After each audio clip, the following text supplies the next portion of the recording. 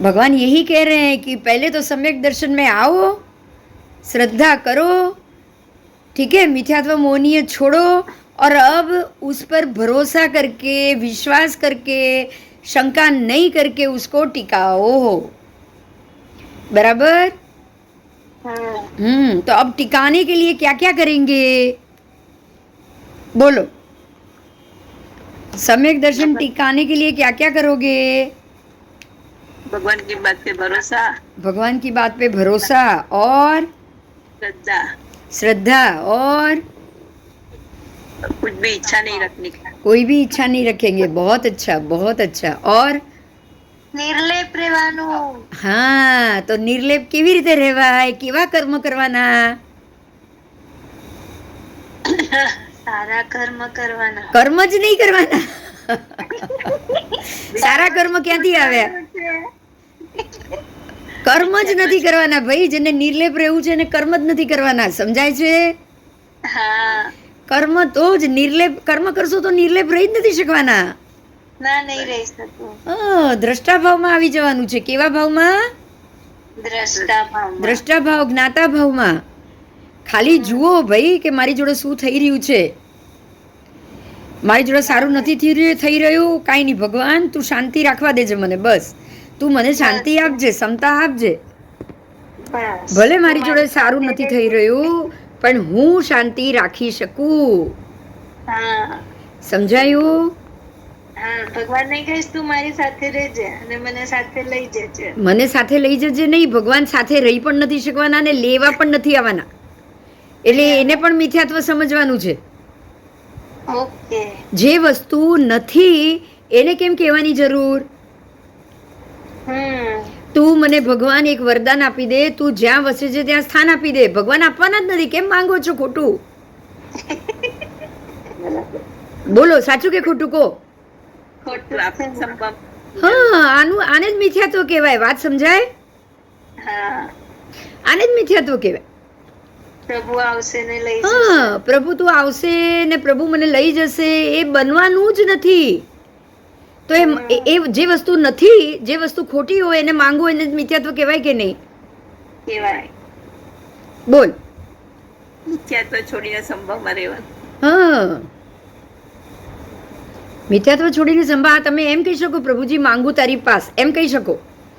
મારી પૂરી કરજો આશ, એ તમે કહી શકો. પણ તમે મને લેવા આવો એ ના કહી શકો.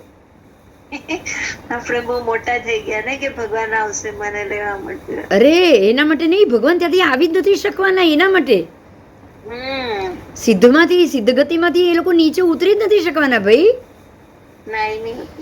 પણ હું એમને એમ કહી શકું કે ભાઈ મેરે કો આપ એક એસી આશા દો, मेरी एक आशा पूरी करो, आप એમ કહી શકો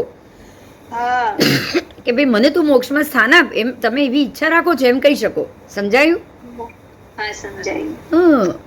પણ તું આવવાનો છે અને મને લઈ જવાનો છે, એ ખોટી વાત નહીં કરવાની બિલકુલ. એ ખોટી વાત એટલે જ મિથ્યાત્વ. બરાબર, હા ને?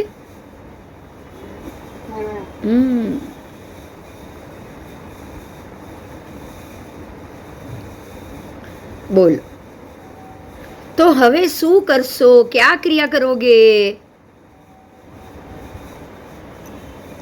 कैसी क्रिया करोगे? क्रिया करोगे तो कैसी करोगे? हाँ, કેવી કરશું? એર્યાપથી કી. કેવી ક્રિયા? એર્યાપથી કી. સમ્યક દર્શનમાં ટકવું હોય તો એર્યાપથી કી ક્રિયા કરવાની, સાંપ્રાયિકી નહીં કરવાની. એર્યાપથી કી ક્રિયા એટલે શું? તો કે પ્રત્યેક જીવોની રક્ષા, જૈણા દીક્ષા. સમજાયું? પંચમહાવ્રત એ એર્યાપથિકી ક્રિયા છે. તો એર્યાપથિકી ક્રિયા કરતા કરતા તમે ખાવાનું પણ કેવું લેશો? સૌથી ઓછા જીવ વાળું, રાઈટ? તો જ એર્યાપથિકી ક્રિયા કહેવાશે. અને ઊંઘો, ઉઠો, ચાલો તો શું જોશો? જૈણા, જૈણા, જૈણા, જૈણા. એને સમૃદ્ધ અણગારની ક્રિયા કહેવાય. શું કહેવાય?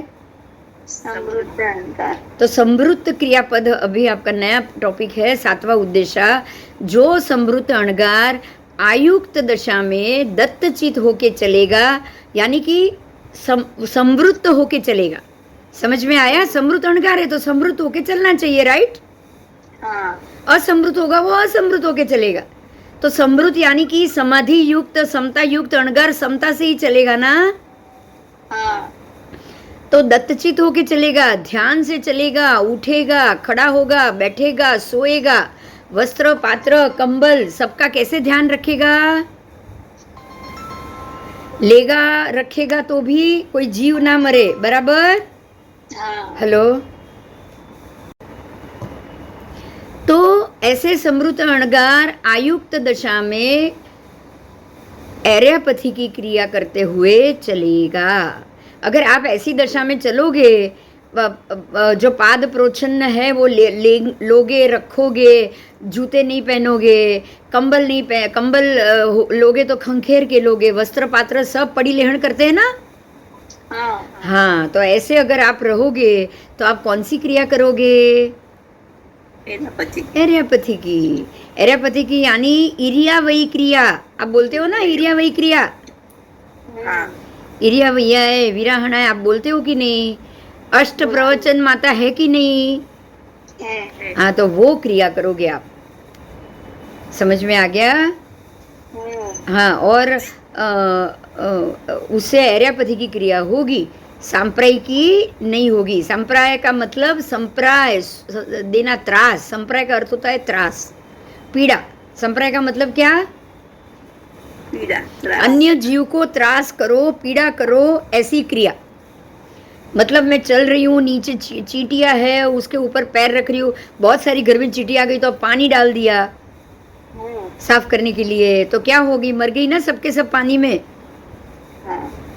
तो वांदा आता है तो दवाई तो डालते हैं भी, कभी कभी तो डालनी पड़ती है क्योंकि दोबारा ना हो, उसका भी ध्यान रखना पड़ता है। क्यों? घर में बच्चे हैं छोटे, अब उनको भी तो संभालना पड़ेगा कि नहीं?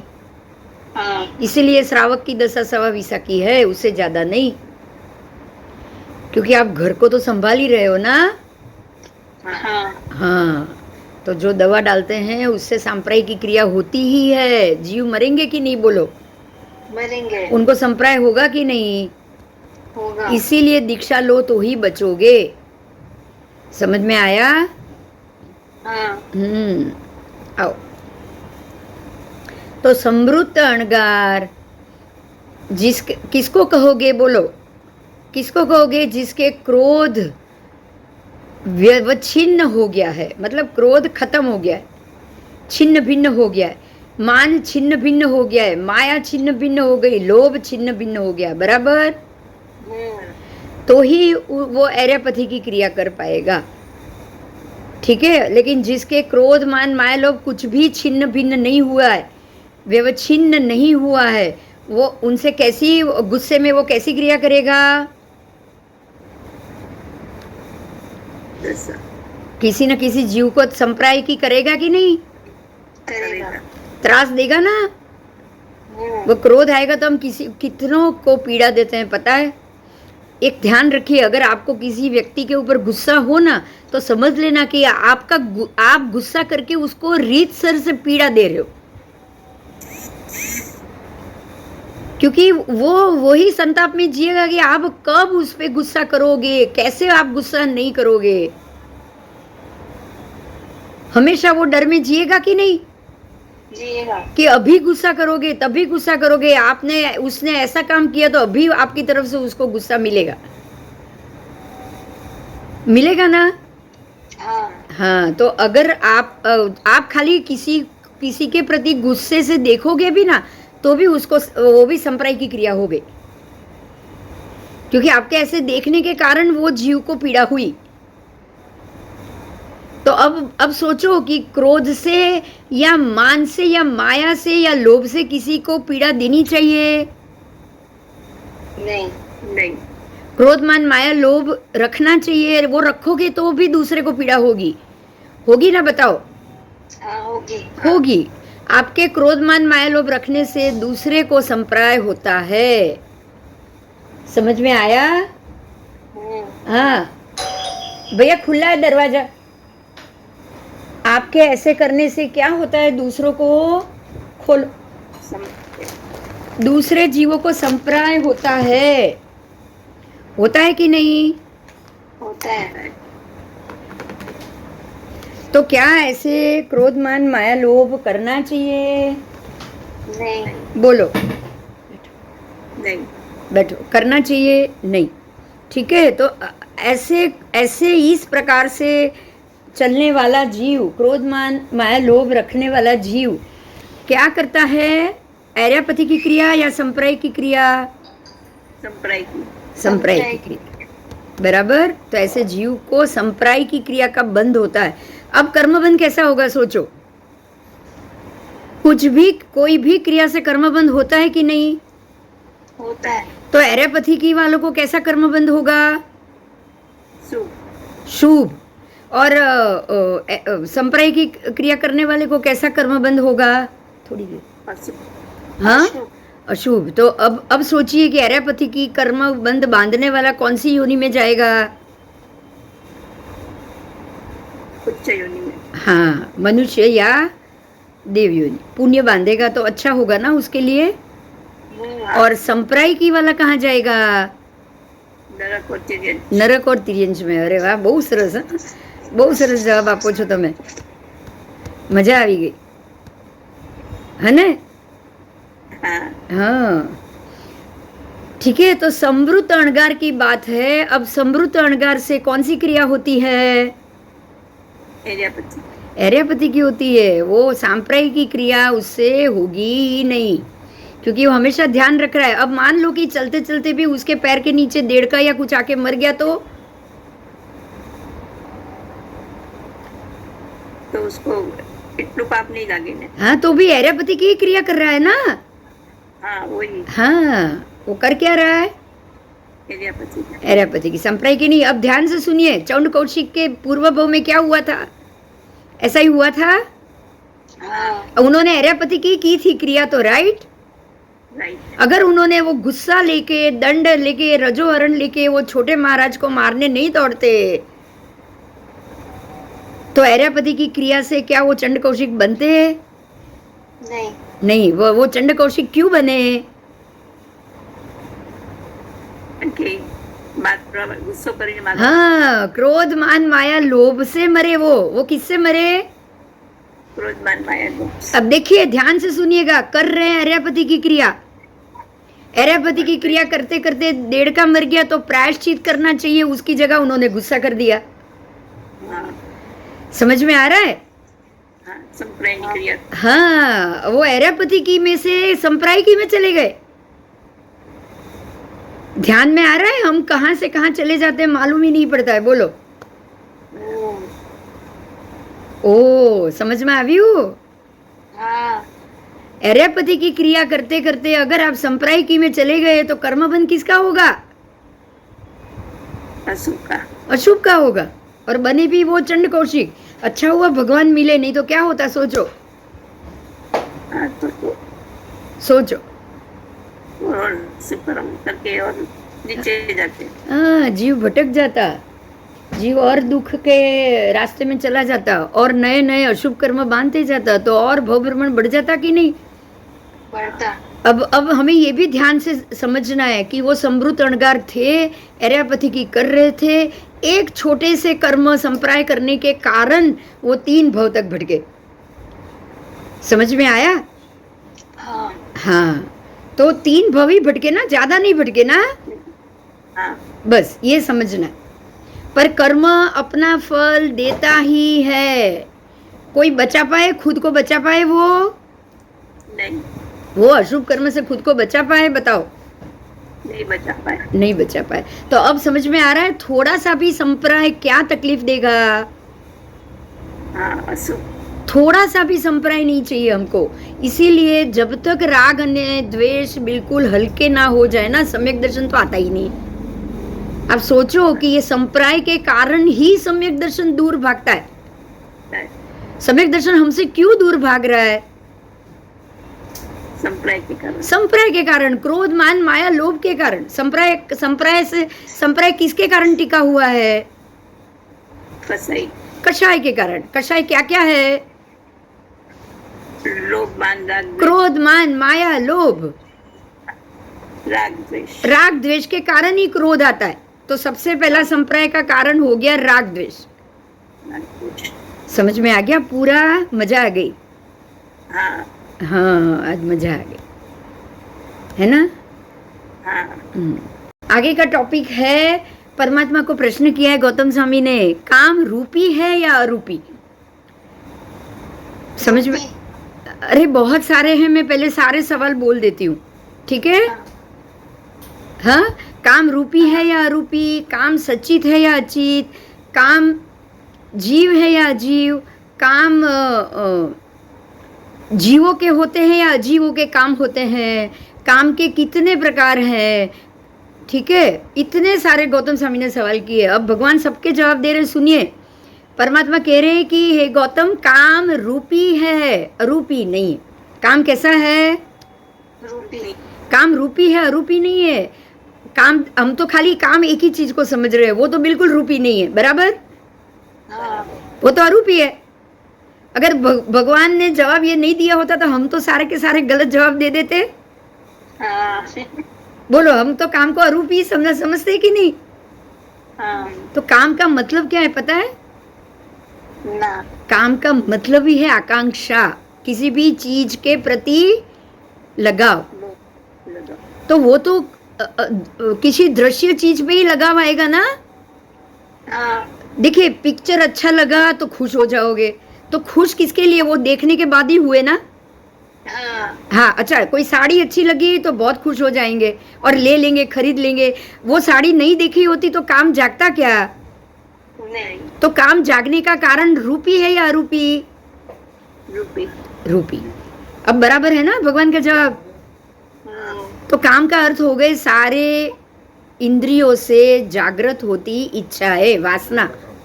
काम का अर्थ वासना है, तो खाली वासना एक ही चीज पे मत ले जाना। समझ में आया?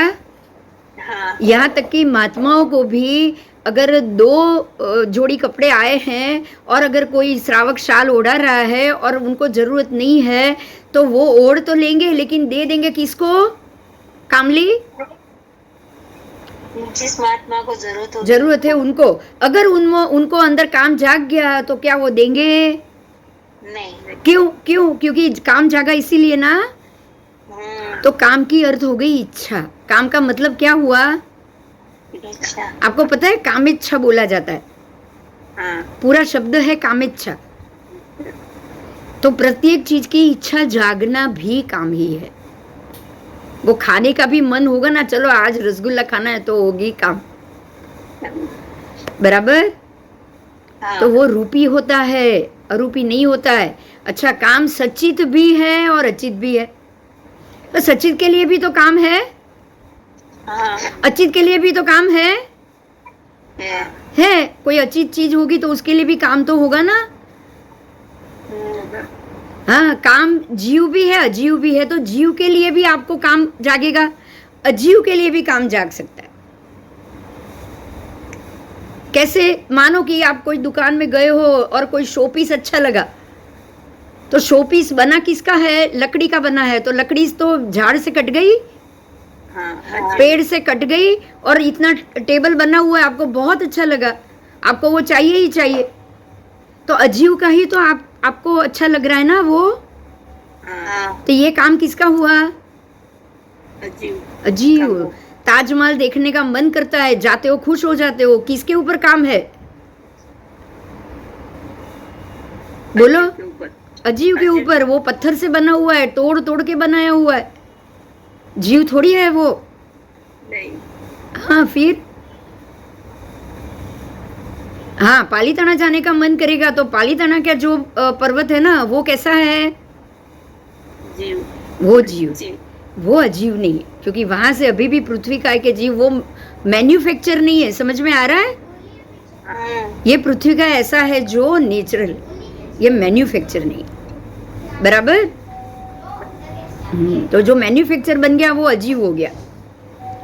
ठीक है? तो काम जीवों के होते हैं और काम अजीवों के भी। काम जीव भी है और अजीव भी है, काम खुद।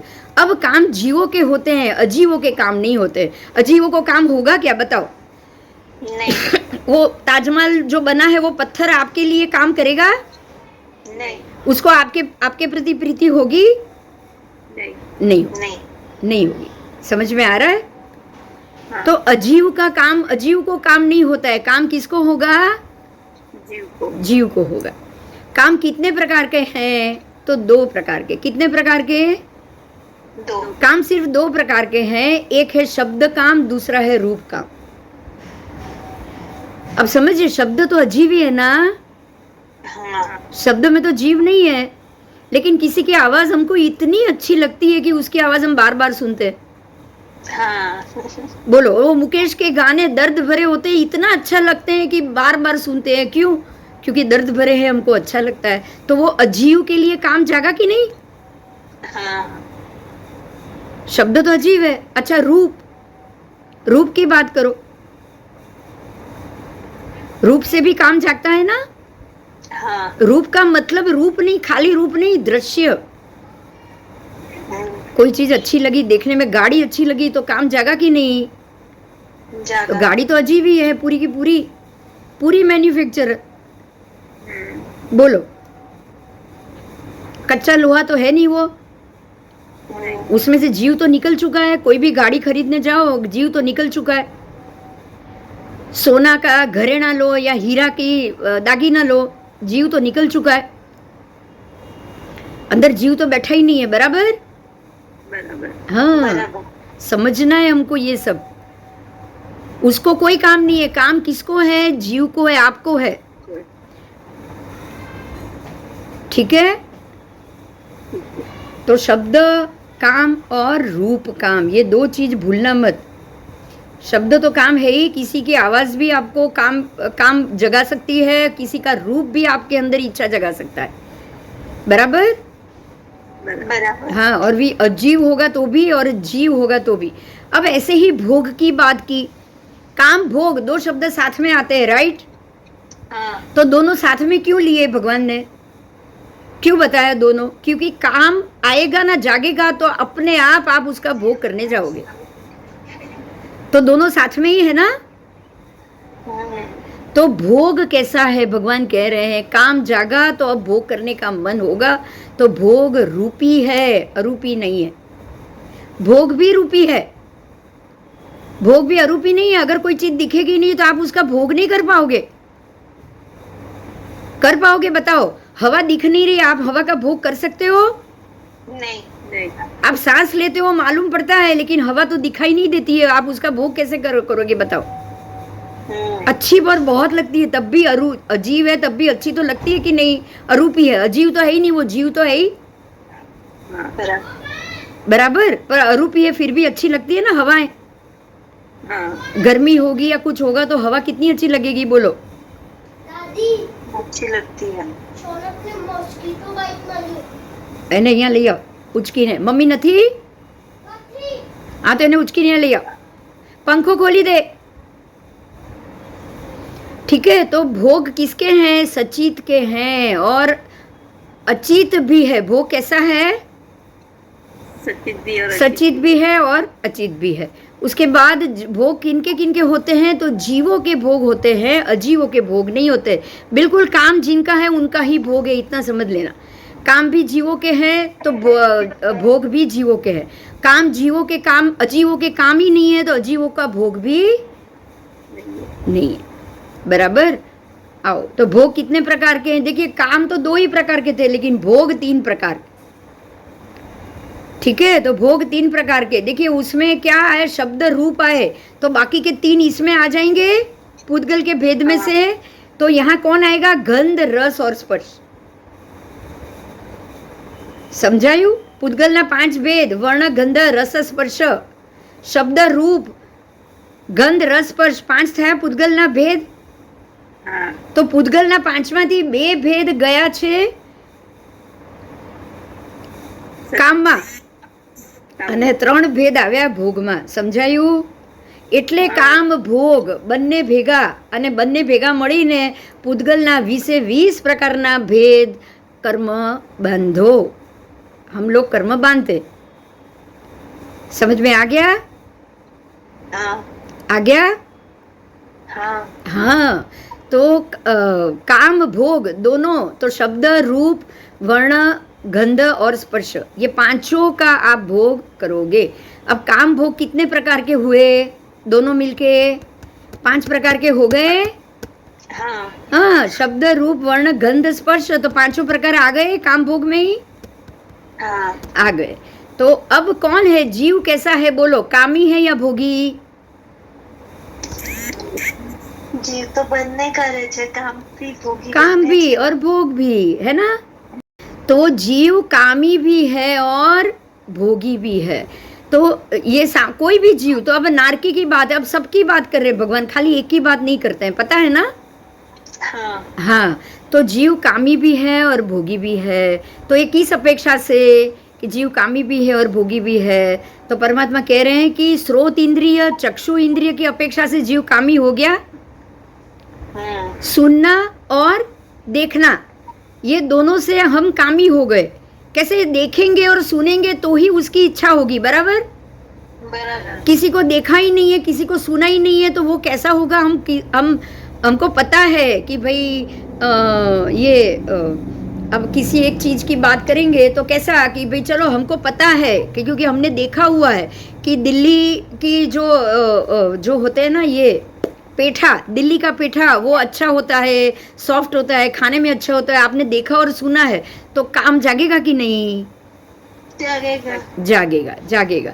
तो श्रोतेंद्रिय और चक्षु इंद्रिय से की अपेक्षा से ही जीव कामी है। लेकिन घ्राण इंद्रिय, खाने के बाद, फिर जिह्वा इंद्रिय, सूंघने के बाद और खाने के बाद, और स्पर्शित करने की अपेक्षा से जीव भोगी है। अब जब तक उसको खाओगे नहीं, उसकी स्मेल सूंघोगे नहीं, ठीक है, उसको स्पर्श करोगे नहीं, तो मालूम पड़ेगा नहीं। समझ में आ गया? तो पांचों इंद्रियों से ही हम काम भोग करते हैं, और पांचों इंद्रियों की अपेक्षा से जीव भोगी भी है, कामी भी है। और सारे जीव कैसे, जैसे नरक के और स्तनित कुमार, नरक से लेके स्तनित कुमार तक, देवों तक जीव हमारी तरह कामी भी है और भोगी भी है। देखिए नारकी में भी जीव को काम भोग है। समझ में आ रहा है? જીવમાં પણ છે। કેવી રીતે? તો શ્રોતેન્દ્રિયથી સાંભળીને અથવા તો પૂર્વે ભોગવ્યું છે ને યાદ કરીને। નારકીના જીવોને પૂર્વભોગ યાદ આવે કે નહીં? આવે। હા, તો પૂર્વભોગના જે સુખ ભોગવ્યા છે એને પણ અહીંયા ભોગવીને એ લોકો કામીને ભોગી બને છે। અચ્છા, એ ખાલી વિચારીને પૂર્વભોગનું વિચાર કરીને। એવી રીતે સ્તનિત કુમાર સુધી, એટલે કે અસુર કુમાર અને સ્તનિત કુમાર, એ લોકો પણ પૂર્વના ભાવથી યાદ કરીને જ કરે છે ને, કામીને ભોગી, બરાબર?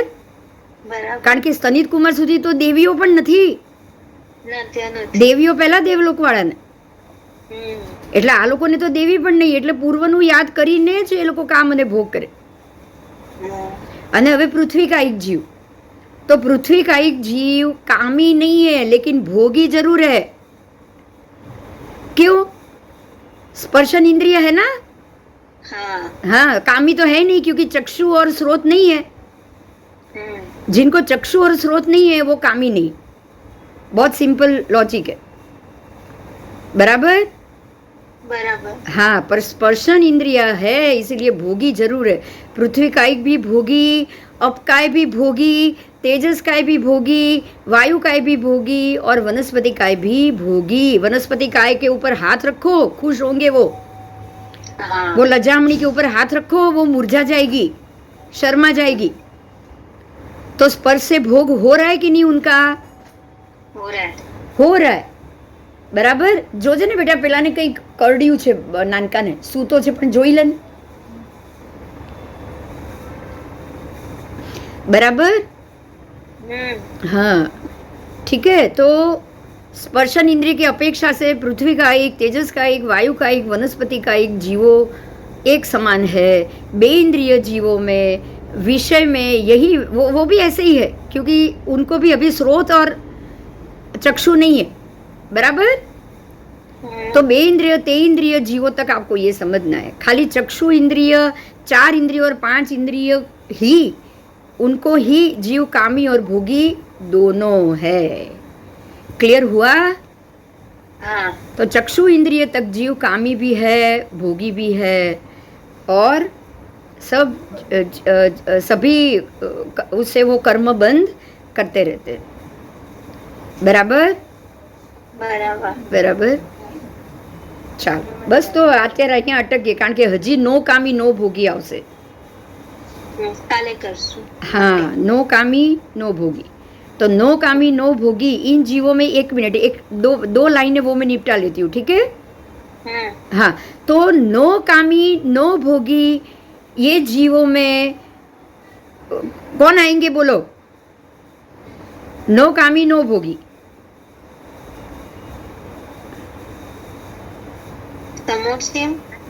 काम भोगी सबसे अल्प है और नो कामी नो भोगी उससे अनंत गुना अधिक है. समझ में आया? और भोगी उससे भी अनंत गुना अधिक. भोगी उससे भी अनंत गुना अधिक. तो भोगी जीव तो हम सारे संसार के जीव आ गए. तो नो कामी नो भोगी जीव कौन आएंगे? वो मध्य में है, सिद्ध के जीव नहीं आएंगे.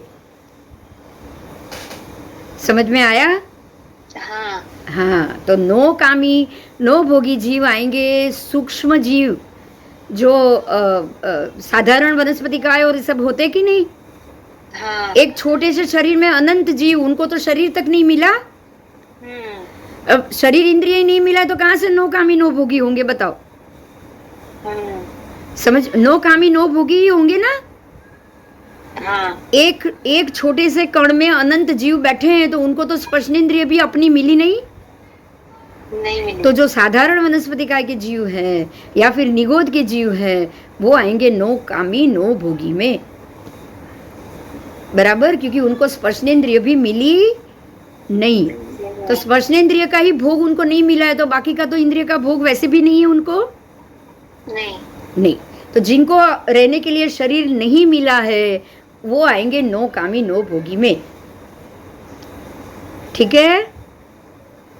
हाँ. ठीक. चल, ठीक है. अभी सोमवार को. हाँ. हाँ, चल. जय जिनेन्द्र. जय जिनेन्द्र. जय जी.